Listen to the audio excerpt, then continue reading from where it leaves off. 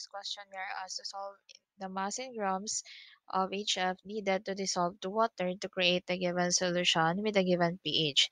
So first, we need to solve for H plus, where H plus is equals to 10 to the negative pH.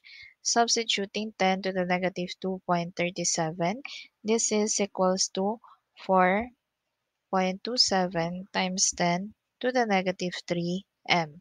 So since HF is H plus F minus, therefore concentration of H plus is equals to concentration of HF, which is equals to 4.27 times 10 to the negative 3 m. So from this, we can solve for the mole of HF. Since mole of HF, mole solute, is equals to molarity times the volume in liters of solution.